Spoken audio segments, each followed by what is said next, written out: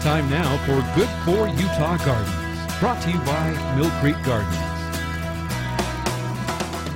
I'm so happy it's spring. I am in the Good4Utah backyard with LaRene from Millcreek Gardens, and we have so many things to talk about, LaRene. We do. Look at this beautiful flowering cherry.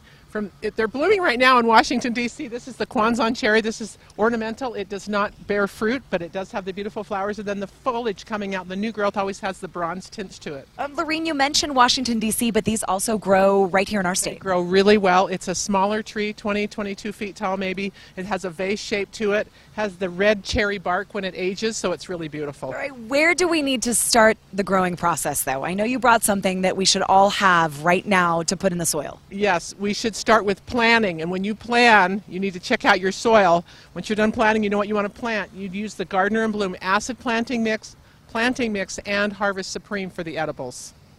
You and I have talked about this before, and I think even if you have sandy soil or clay or whatever you have here in our state, rocky soil, this will help. It will help, and if you have container gardens, you can take out about a third of your soil in either your raised bed gardens or your container gardens and add this to it and mix it in. It is excellent. It also has the mycorrhiza in it, which feeds, it's the highway system between the soil and the plants, and their plants will do excellent. All right, LaRene brought edibles for us to talk about today. I'm talking our herbs right in front of you. So the rosemary actually came from behind us here in these big bushes. These have been here for a few years, and they are hardy. This is the ARP rosemary.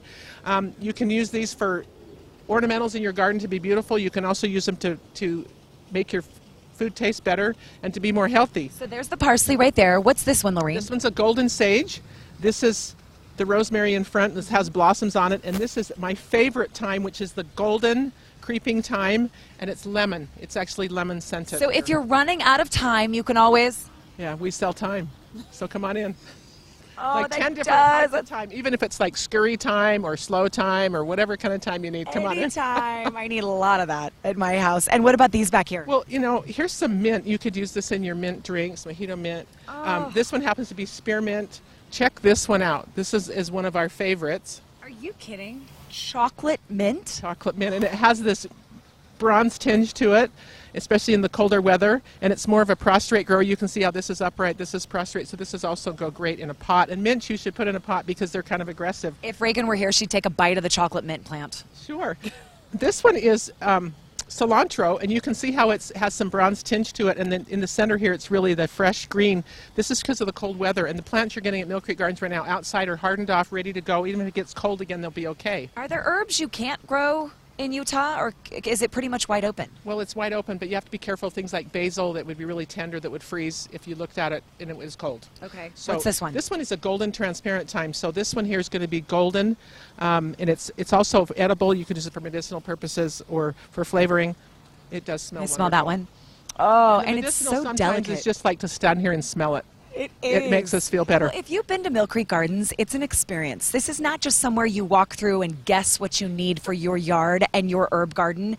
They're here to help you figure out what's right for you. Absolutely. I was going to come, LaRene, for like a half hour, and I stayed for two hours. Well, that doesn't happen in happenstance. We plan it that way. We want you to be there a long time and get really healthy in your mind and enjoy the plants. So here's a couple of tomato plants, and in this one here has 3. You can separate them out, or you can just plant it deeper and have a bigger root system. This is a pepper plant.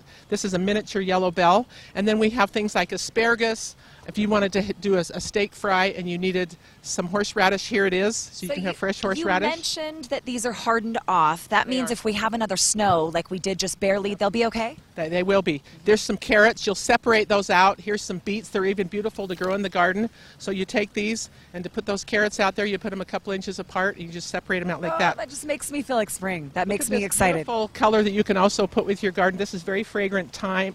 This is actually alyssum, and this will be beautiful in the fragrance. Can you also put that in your planters? Let's look at this over here. This is a woodland garden, and this would be something that you would put like under trees, high filtered sun, and also something you wouldn't have to take a lot of care of. But here's some beautiful ferns, and this is a different anemone, and then we have the golden creeping jenny, and there's some Jacob's ladder polemonium, which is very fragrant. There are so many more things we could tell you about, so you'll just have to come to Millcreek Gardens, where every day's a great day. How you remember the names of everything, I'm so impressed, always. Well, you know, the bleeding hearts are blooming right now, and that was the very first botanical name I ever learned.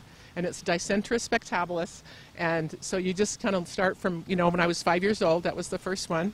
And well, it's passion. Passion for all of this. That's what you get at Millcreek Gardens. Is that what I am, is passion? I love it. You love everything, and I love it too, and I love to hear you talk about it. If you have anything you need, everybody, gardening-wise, please go to Millcreek Gardens. Go to our website for all the information. LaRene, thank you so much. Good to see you. Well, have a great day.